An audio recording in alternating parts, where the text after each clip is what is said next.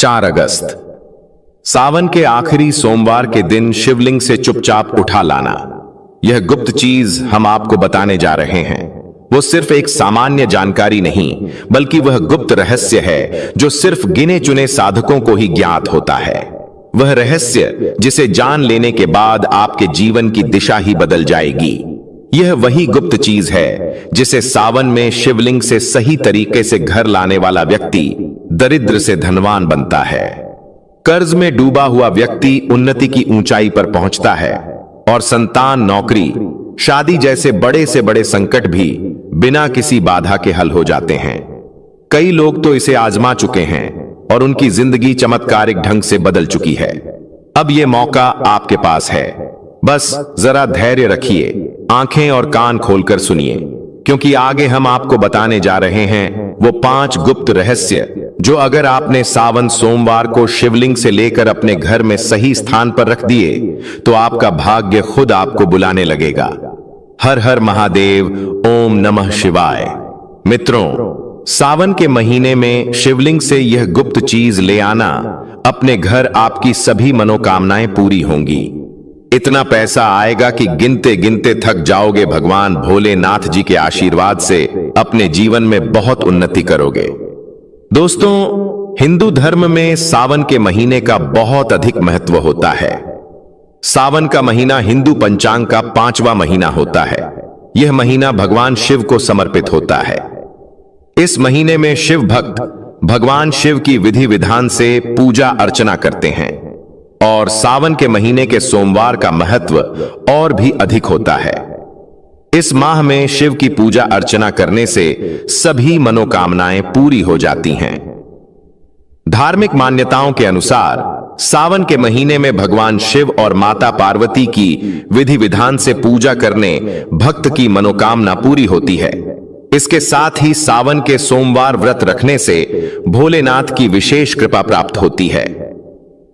दोस्तों, इस बार 11 जुलाई से सावन की शुरुआत हो चुकी है और 9 अगस्त को समाप्त होगा। इस सावन में 4 सोमवारी व्रत होगा। पहला सोमवारी व्रत 14 जुलाई को है, दूसरा 21, तीसरा 28 जुलाई और चौथा सोमवारी व्रत 4 अगस्त को है। कहा जाता है इस सावन के महीने में किसी भी व्यक्ति ने भगवान भोलेनाथ की थोड़ी सी भी पूजा साधना क्रिया कर ली तो उस व्यक्ति के जीवन की सभी मनोकामनाएं पूर्ण हो जाती हैं। उस व्यक्ति के जीवन के हर कष्ट खत्म हो जाते हैं और उस व्यक्ति के जीवन में धन आना शुरू हो जाता है। भक्तों, वीडियो आगे शुरू करें उससे पहले भगवान भोलेनाथ के सच्चे भक्त प्राचीन ज्ञान चैनल की इस वीडियो को लाइक अवश्य कर दें और कमेंट बॉक्स में हर हर महादेव सच्ची श्रद्धा से लिख दें, जिससे कि भगवान भोलेनाथ जी का आशीर्वाद आपको सीधे प्राप्त हो सके। दोस्तों, आज की इस वीडियो में हम आपको बताएंगे कि सावन के दिनों में आपको भगवान भोलेनाथ के मंदिर जाकर के क्या क्या भगवान भोलेनाथ को अर्पित करना और वहां से वापस क्या लेकर के आना है, ताकि आपके घर की गरीबी, दरिद्रता, परेशानी, कष्ट, दिक्कतें हमेशा के लिए खत्म हो जाए। दूसरी तरफ आपके घर पर सुख, समृद्धि, यश, वैभव, ऐश्वर्य की आपको प्राप्ति हो। ध्यान रखिएगा दोस्तों, सावन का माह का इंतजार हर व्यक्ति इसीलिए करता है ताकि उसको भगवान भोलेनाथ का आशीर्वाद मिल सके। कहा गया है कि देवों के देव भगवान भोलेनाथ अगर किसी भी व्यक्ति को आशीर्वाद दे दें तो उस व्यक्ति का साक्षात काल भी आकर कुछ नहीं बिगाड़ पाता है। इसीलिए आज की इस वीडियो में हम आपको बताएंगे कि कैसे आप सावन के दिन, जो बहुत ही पावन दिन है, इस दिन भगवान भोलेनाथ को प्रसन्न कर सकते हैं। कैसे आपको भगवान भोलेनाथ का आशीर्वाद प्राप्त हो सकता है और कैसे सावन के दिनों में शिवलिंग की आपको पूजा करनी है, वह भी खास उपाय करते हुए कैसे आपको शिवलिंग पर क्या क्या चढ़ाना है और क्या क्या वहां से लेकर अपने घर पर वापस लेकर आना है, ताकि आपके घर पर अन्न और धन का भंडार कभी भी कम ना हो। देखिए दोस्तों, आपके जीवन में कितनी ही बड़ी परेशानी हो, कितनी ही बड़ी दिक्कत क्यों ना हो, मान लीजिए आपके जीवन में धन की समस्या है, मान लीजिए आप नौकरी की प्राप्ति के लिए बहुत ही ज्यादा परेशान हो चुके हैं, आपके शत्रुओं ने आपको घेर लिया है, संतान की प्राप्ति आपको हो नहीं पा रही है, तो एक बात का ध्यान रखिएगा दोस्तों, सावन का पावन दिन एक ऐसे दिन होते हैं जिस दिन कोई भी व्यक्ति अगर थोड़े से उपाय कर लेता है, भगवान भोलेनाथ की साक्षात पूजा कर लेता है, तो उस व्यक्ति की कितनी ही बड़ी मनोकामना हो, कितनी ही बड़ा कष्ट हो, वह खत्म हो जाता है और उसकी मनोकामना पूर्ण हो जाती है। दोस्तों, मान लीजिए आपके ऊपर कोई दोष लगा हुआ है, जैसे वास्तु दोष, शनि दोष, प्राकृति दोष या कोई भी दोष लगा हुआ है, तो आपको सावन सोमवार के दिन थोड़ी सी पूजा करनी है और आपका दोष खत्म हो जाएगा। आपके जीवन से सभी परेशानियां चली जाएंगी और आपके जीवन में जो धन आना बंद हो गया था, उसका आगमन वापस शुरू हो जाएगा। मान के चलिए आपके जीवन में कभी भी कोई परेशानी नहीं रहेगी। बस दोस्तों, आज की इस वीडियो को लास्ट तक देख लीजिए और मान के चलिए भगवान भोलेनाथ के आशीर्वाद से आपकी सभी मनोकामनाएं भी पूरी होगी और आपके जीवन की सभी परेशानियां भी चली जाएंगी। देखिए, एक बात कही गई है कि जब भी हम भगवान भोलेनाथ की पूजा करते हैं, हमें धैर्य रखना चाहिए, विश्वास रखना चाहिए और श्रद्धा के साथ भगवान भोलेनाथ की पूजा करनी चाहिए, क्योंकि भगवान भोलेनाथ बहुत ही भोले हैं। वह किसी भी व्यक्ति की थोड़ी सी ही पूजा से, साधना से तुरंत ही प्रसन्न हो जाते हैं। इसलिए दोस्तों, सावन सोमवार के दिन कुछ ऐसी चीजें हैं जो आपको अवश्य पता होनी चाहिए, क्योंकि सावन सोमवार के दिन अगर आप भगवान भोलेनाथ के सामने पूजा करने जा रहे हैं, तो मान के चलिए दोस्तों, आपने अगर कोई गलती कर दी तो भगवान भोलेनाथ आपसे क्रोधित हो जाएंगे और आपने सही तरीके से पूजा की होगी तो साक्षात आपको भगवान भोलेनाथ उसी दिन आशीर्वाद दे देंगे और उस दिन के बाद आपके जीवन में कभी कोई परेशानी नहीं आएगी। आपको हमें एक एक चीज बताने जा रहे हैं, इसलिए इस वीडियो को लास्ट तक देखिएगा। सबसे पहले आपको भगवान भोलेनाथ के मंदिर जाना होगा। यह जितने भी उपाय आपको बताए जाएंगे, यह मंदिर के उपाय होंगे। देखिए, होता क्या है कि कई लोग हमसे पूछते हैं कि गुरुजी, हमारे घर पर शिवलिंग है, क्या हम घर पर पूजा नहीं कर सकते हैं? तो इसका उत्तर है नहीं। भक्तों, आपको मंदिर जाना पड़ेगा, क्योंकि मंदिर का जो शिवलिंग होता है और जो घर का शिवलिंग होता है, इसमें बहुत ज्यादा फर्क होता है। जो मंदिर का शिवलिंग होता है दोस्तों, इसकी जो एनर्जी होती है वो आपके घर के शिवलिंग से करोड़ों गुना ज्यादा होती है। इसमें ऐसी सकारात्मक ऊर्जा होती है जिसके सामने अगर आप थोड़ी सी पूजा करते हैं तो तुरंत ही उसका फल आपको मिलता है और आपके जीवन की हर परेशानी चली जाती है। तो आपको जितने भी आज उपाय बताए जा रहे हैं, आपके जीवन की परेशानी को खत्म करने के लिए, आपकी मनोकामना पूर्ति के लिए, उस उपाय के लिए तो आपको मंदिर जाना पड़ेगा। और सावन सोमवार का पर्व पड़ रहा है, वह आज दिन सोमवार को पड़ रहा है, तो यह दिन ऐसा है, इस दिन अगर आप मंदिर जाकर के भगवान भोलेनाथ की पूजा आराधना कर रहे हैं, तो मान के चलिए दोस्तों, आपके जीवन में कभी कष्ट आ ही नहीं सकता। पूरे साल आपके घर पर अन्न धन का भंडार बना रहेगा। तो आपको क्या क्या ले जाना है वह कहीं पर लिख लीजिए, क्योंकि दोस्तों, अगर आपने एक भी गलती कर दी तो आपकी पूजा संपन्न मानी नहीं जाएगी। दोस्तों, सबसे पहली चीज जो भगवान भोलेनाथ के लिए आपको जल ले जाना है सावन सोमवार के दिन। कई लोग हमसे यह कहते हैं कि गुरुजी, जल जो है वह तो शिवालय में भी मिल जाता है, शिव मंदिर में मिल जाता है। तो नहीं दोस्तों, वहां का जल आप तभी चढ़ाई यह जब कोई दिक्कत हो, वरना घर से ही जल ले जाना चाहिए।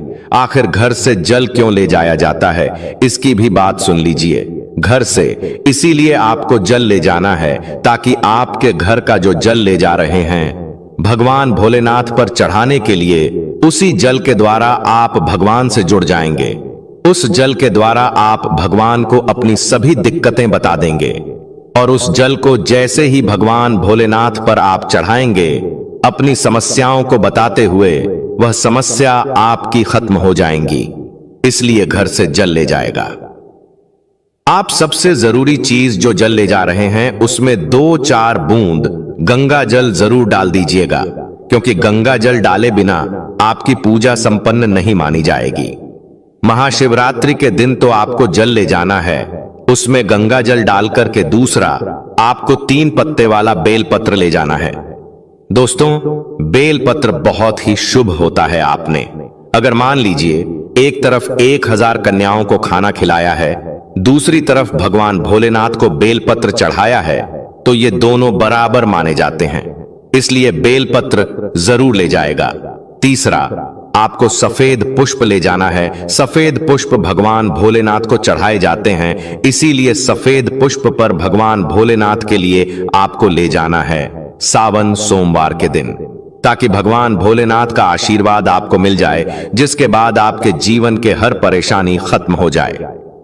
दोस्तों, सफेद चंदन ले जाना अनिवार्य होता है सावन सोमवार के दिन।